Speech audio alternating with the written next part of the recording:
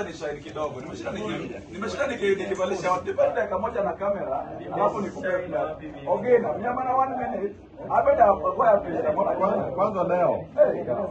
Ubilo leto kuna nobaya pesa. Kasi hapo kwa pesa. Ndio ubilo leo. Hapo ndo kama kujigana sasa.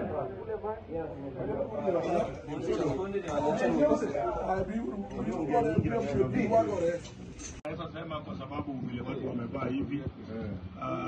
Mimi nilisema